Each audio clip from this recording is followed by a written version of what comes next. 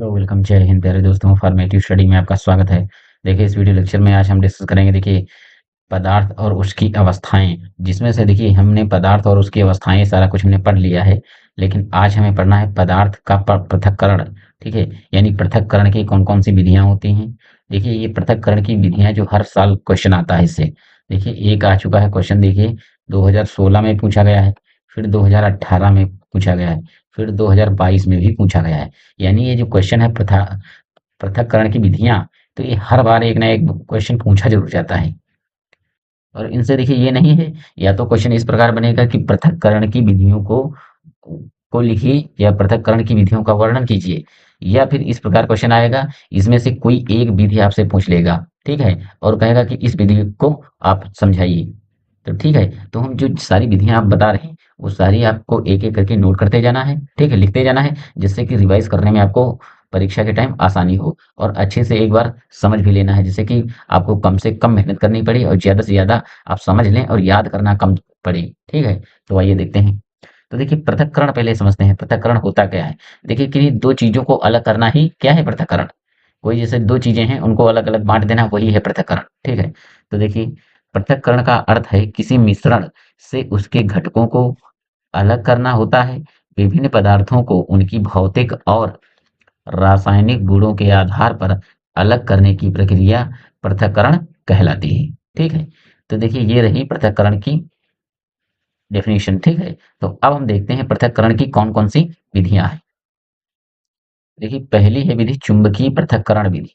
ठीक है, तो चुंबकीय पृथक्करण विधि क्या होती है। देखिए चुंबकीय पृथक्करण विधि एक ऐसी तकनीक है जिसमें किसी मिश्रण से चुंबकीय पदार्थों, ठीक है, पदार्थों को चुंबक की सहायता से अलग किया जाता है।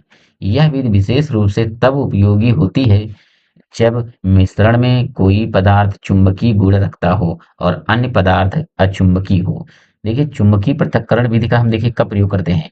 जैसे कोई देखिए चुंबक की सहायता से अगर हम किसी वस्तु को अलग कर रहे हैं, तो देखिए चुंबक की सहायता से अगर अलग करना है तो एक है लोहा। ठीक है, अगर लोहे के छोटे छोटे कणों को अगर बालू में मिला दिया जाए और उनको अलग करना हो, तो हम इस विधि का प्रयोग करते हैं। ठीक है, चुंबकीय पृथक्करण विधि का। तो देखिए आइए उदाहरण के माध्यम से समझाते हैं आपको हम। देखिए उदाहरण समझिए, लोहे के टुकड़े और रेत का मिश्रण। ठीक है, लोहे के टुकड़े लीजिए और रेत का मिश्रण। यदि रेत में लोहे के टुकड़े मिले हों, तो चुंबक द्वारा लोहे के टुकड़ों को अलग किया जाता है। देखिए कैसे। देखिए यहाँ पर एक देखिए ये रखा हुआ है चुंबक। ठीक है, ये बड़ा सा एक चुंबक है, और जिसमें से देखिए यहाँ पर बालू, ये मिट्टी है, मिट्टी वही रेत, और इसमें लोहे के थोड़े छोटे छोटे टुकड़े हैं, और यहाँ पर भी बालू और लोहे के टुकड़े इसमें मिले हुए हैं। तो इसको हम क्या करते हैं, देखिए चुंबक की सहायता से चुंबक को ऊपर रख देते हैं, ऊपर लटका देते हैं। तो क्या होता है, ये धीरे धीरे जो जितने इसमें लोहे के कण हैं वो जाकर आपस ऊपर चिपक जाते हैं, और केवल बालू बालू रह जाती है। तो इससे क्या होता है, धीरे धीरे करके हम इस प्रकार जो लोहे के कण हैं हम इस प्रकार बालू से अलग कर लेते हैं। ठीक है, तो इस विधि को हम क्या कहते हैं, चुंबकीय पृथक्करण विधि। ठीक है, आई होप आपको अच्छे से समझ में आया होगा। आइए अगली विधि देखते हैं, क्रिस्टलीकरण। अब देखिए क्रिस्टलीकरण क्या होता है, जब किसी घोल से घुला हुआ ठोस पदार्थ धीरे धीरे ठंडा करने या पानी को वाष्पित करने से छोटे छोटे ठोस कणों के रूप में बाहर आ जाता है, तो इसे क्रिस्टलीकरण कहते हैं। देखिए इसको, देखिए ये जो डेफिनेशन है आपको याद कर लेनी है। ठीक है, और हमने काफी इजी डेफिनेशन लिखवाई है जिससे कि हर किसी को अच्छे से याद हो जाए। देखिए तो क्रिस्टलीकरण क्या होता है, जब किसी घोल से घुला हुआ ठोस पदार्थ धीरे धीरे ठंडा करने या पानी को वाष्पित करने से छोटे-छोटे ठोस कणों के रूप में बाहर आ जाता है, तो इसे हम कहते हैं क्रिस्टलीकरण। देखिए उदाहरण देखिए, समुद्री पानी को सुखाकर नमक के दाने बनाना। देखिए आपने देखा होगा, तो जो समुद्री पानी है, समुद्री पानी से नमक कैसे बनाया जाता है, तो ये क्रिस्टलीकरण विधि का प्रयोग किया जाता है। समुद्र के पानी को देखिए क्यारियों की सहायता से पहले पानी में भर लिया जाता है, ठीक है? और फिर इन क्यारियों को बाँध दिया जाता है। तो क्या होता है, धीरे-धीरे जब सूर्य का प्रकाश इसमें पड़ता है तो जो जल है, जो पानी है वो भाप बनकर उड़ जाता है और नमक जो जम जाता है। इस प्रकार बाद में क्या किया जाता है, उस नमक को, जो नमक के जो क्रिस्टल बन जाते हैं उनको एक जगह एकत्रित कर लिया जाता है। हम क्या करते हैं, समुद्री जल से देखिए क्रिस्टलीकरण विधि का प्रयोग करके हम नमक बना लेते हैं, ठीक है? अब देखिए दूसरा उदाहरण क्या कहता है, चीनी की घोल से मोटे दानेदार चीनी या मिश्री बनाना। ठीक है, देखिए जो चीनी होती है, जिसे हम क्या कहते हैं गाँव में शक्कर, जैसे छोटे-छोटे चीनी के कण जो होते हैं, छोटे-छोटे होते हैं, ठीक है? लेकिन जो मिश्री होती है, होती सेम चीनी जैसी है, बस क्या है इसके जो है टुकड़े वो बड़े होते हैं, इस प्रकार बड़े होते हैं, ठीक है? तो ये जो चीनी है, ये भी मीठी होती है, लेकिन इसके जो मिश्री होती है, वो भी मीठी होती है, बस क्या है इसके टुकड़े जो होते हैं बड़े-बड़े होते हैं, यानी दाने इसके क्या होते हैं बड़े होते हैं। तो चीनी अगर छोटे दाने हैं तो चीनी है, अगर इसी को बड़े-बड़े दाने कर दिया जाए, तो क्या हो जाती है मिश्री, ठीक है? ये भी क्रिस्टलीकरण विधि का प्रयोग करके मिश्री बनाई जाती है, ठीक है? अगला देखते हैं। अगला है देखिए ऊर्ध्वपातन। ऊर्ध्वपातन देखिए इम्पोर्टेंट है काफी, इसको आपको अच्छे से समझ लेना और याद भी करना है। देखिए वे सभी पदार्थ जो कर्म करने पर बिना द्रव में बदले सीधे गैस के रूप में बदल जाते हैं, ऊर्ध्वपात कहलाते हैं तथा यह क्रिया ऊर्ध्वपातन कहलाती है। देखिए उदाहरण से समझते हैं। जो कपूर है, देखिए कपूर, कपूर जो होता है पहले ठोस अवस्था में होता है, ठीक है? अगर आप इसको धूप में रख दीजिए, तो ये पहले देखिए ये पानी नहीं बनेगा, ये सीधे गैस अवस्था में बदल जाता है और ये गायब हो जाएगा। उसी प्रकार जो आयोडीन है, वो भी सीधे गैस अवस्था में बदल जाता है, ठीक है? और इसी प्रकार नौशादर, ठीक है? देखिए अगली विधि है चालना। देखिए ये काफी आसान विधि है। ये आप लोग ज्यादातर जो लोग गांव में रहते हैं उनको इसके बारे में बहुत अच्छे से पता है, ठीक है? जैसे जब किसी मिश्रण को छन्नी या छलनी से छान कर बड़े और छोटे कणों को अलग किया जाता है तो इस प्रक्रिया को चालना कहते हैं, ठीक है? या चालन कहते हैं, ठीक है? जैसे उदाहरण आटे से भूसी या मोटे कणों को अलग करना। जैसे आपने घरों में देखा होगा, जब जो रोटी बनाने से पहले देखिए आटे को क्या किया जाता है, पहले एक चलनी से, जैसे यहाँ छलनी लिखा है, इसे गाँव में हम लोग कहते हैं इसे चलनी, ठीक है? चलनी या चलना, ठीक है? ये आटे को पहले देखिए चाल लिया जाता है। आटे को जब चाल लिया जाता है तो देखिए बड़े-बड़े जो कण हैं, उनको बाहर निकाल लिया जाता है, ठीक है? और जो शुद्ध आटा निकलता है उसकी रोटी बनाई जाती है, ठीक है? और उसी प्रकार देखिए रेत और कंकड़ को छलनी की मदद से अलग करना। जैसे रेत में अगर कोई बालू है, ठीक है? बालू में अगर कंकड़ मिल गए हैं, तो देखिए छलनी की सहायता से इसे चाल कर बड़े-बड़े कंकड़ों को अलग कर लिया जाता है और शुद्ध बालू को निकाल लिया जाता है, ठीक है? देखिए अगली विधि है बीनना, इसे कहते हैं हैंड पिकिंग। आइए देखते हैं। देखिए बीनना क्या है? जब किसी मिश्रण में बड़े और स्पष्ट रूप से दिखने वाले अवांछित पदार्थों को हाथ से चुनकर अलग किया जाता है, तो इस प्रक्रिया को हम बीनना कहते हैं, ठीक है? देखिए जब किसी बड़े मिश्रण, ठीक है, स्पष्ट रूप से दिखने वाले अवांछित पदार्थों को हाथ से चुनकर अलग किया जाता है, तो इस प्रक्रिया को हम कहते हैं बीनना। देखिए चावल या दाल से कंकड़ हटाना।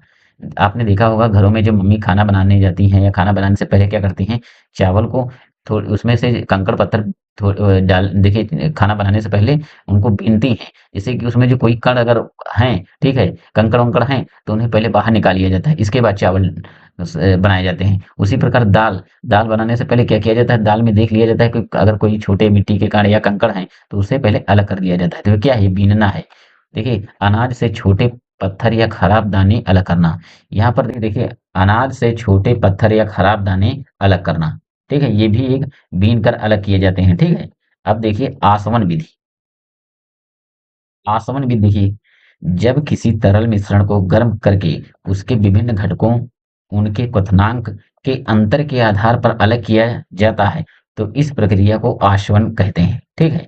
देखिए आसवन विधि में हम देखिए जो अशुद्ध जल का निर्माण करते हैं। अगर शुद्ध जल है, अगर शुद्ध जल नहीं है, तो अगर हम आसवन विधि से अशुद्ध जल प्राप्त कर सकते हैं, ठीक है?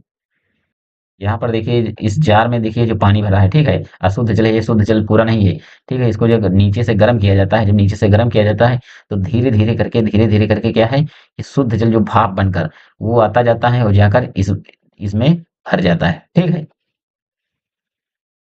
देखिए जो मेंथा ऑयल निकाला जाता है, जिसे हम कहते हैं गाँव में कहते हैं पेपरमिंट का तेल। जो मेंथा ऑयल जब निकाला जाता है, तो वो भी एक है जो आसवन विधि से ही निकाला जाता है, ठीक है? तो आइए अगला देखते हैं। देखिए अगला है अपकेंद्रण विधि, ठीक है? अपकेंद्रण विधि कौन सी होती है देखिए, जब किसी मिश्रण को बहुत तेज गति से घुमाया जाता है तो भारी और हल्के कण अलग-अलग हो जाते हैं। इस प्रक्रिया को अपकेंद्रण विधि कहते हैं, ठीक है? तो देखिए जब कोई मिश्रण में जो बहुत तेज से घुमाया जाता है, ठीक है? जब किसी मिश्रण को बहुत तेज से घुमाया जाता है तो भारी और हल्के कण अलग-अलग हो जाते हैं। तो इस प्रक्रिया को क्या हम कहते हैं? अपकेंद्रण। देखिए उदाहरण समझते हैं।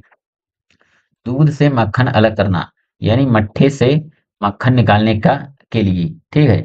दूध से जब हम दही बनाते हैं तो हम अपकेंद्रण विधि का प्रयोग करते हैं, ठीक है। जब भी देखिए दूध को पहले गर्म किया जाता है, दूध गर्म होने के बाद देखिए उसे कुछ समय के लिए ठंडा कर दिया जाता है और इसके बाद अपकेंद्रण विधि का प्रयोग करके दूध से मट्ठा और घी निकाला जाता है, ठीक है। तो ये किस विधि का प्रयोग होता है? दूध से दही बनाना और घी निकालना, तो ये अपकेंद्रण विधि का प्रयोग किया जाता है, ठीक है। अब देखिए तलछटीकरण। तलछटीकरण वह प्रक्रिया है जिसमें किसी तरल में घुले या निलंबित ठोस कण गुरुत्वाकर्षण के कारण नीचे बैठ जाते हैं। इसे पानी साफ करने या अशुद्धियां हटाने के लिए इस्तेमाल किया जाता है। तो तलछटीकरण क्या होता है? ये आपको डेफिनेशन लिखनी है, ठीक है। जैसा कि इस गिलास में गंदा पानी भरा है, ठीक है। इसमें पानी भर रहा है तो देखिए इसमें क्या है, जो अशुद्धियां हैं वो गुरुत्वाकर्षण के कारण देखिए पानी में जितनी अशुद्धियां हैं या कंकड़ पत्थर हैं के टुकड़े हैं जो, ये नीचे बैठ जाते हैं, ठीक है। ये क्या है, देखिए नीचे बैठ गए हैं। तो ये क्या है, ये तलछटीकरण का एक उदाहरण है, ठीक है। तो आइए आगे देखते हैं। देखिए उदाहरण, नदी के गंदे पानी में मिट्टी और रेत नीचे बैठ जाती है। देखिए नदी का पानी जब लीजिए और देखिए कुछ देर तक रखा रहने दीजिए तो क्या है, जो अशुद्धियां होती हैं वो नीचे बैठ जाती हैं और देखिए और ऊपर क्या हो जाता है, वो शुद्ध जल ऊपर हो जाता है, ठीक है। उसी प्रकार देखिए जल शुद्धिकरण यंत्रों में अशुद्ध कणों को अलग करने के लिए तलछटीकरण टैंक का उपयोग किया जाता है। तो ये रही कुछ तलछटीकरण के उदाहरण और डेफिनेशन। अब देखिए अगला है पदार्थ के गुण, ठीक है। देखिए जो पदार्थ के गुण हैं ये भी इम्पोर्टेंट बहुत है, इससे भी क्वेश्चन आता जरूर है। देखिए तो पदार्थ के कौन कौन से गुण हैं, तो एक तो है पदार्थ का गुण है जो स्वाद है, पदार्थों में स्वाद होता है। फिर एक तन्यता का गुण होता है पदार्थों में, वाष्पशीलता का गुण होता है, घनत्व का गुण होता है पदार्थों में, कठोरता पाई जाती है पदार्थों में, ठीक है।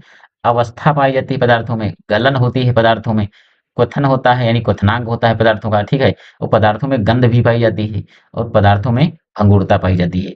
तो ये तो रहे पदार्थों के गुण के, देखिए ये इतने पॉइंट्स, ठीक है। अगर क्वेश्चन आ रहा है कि पदार्थ के गुण लिखिए अगर अतुलपुत्री में, तो आपको ये इतने जितने हमने लिखे हैं ये आप इसमें से कुछ भी लिख सकते हैं, ठीक है। ये 3 4 5 कुछ लिख सकते हैं।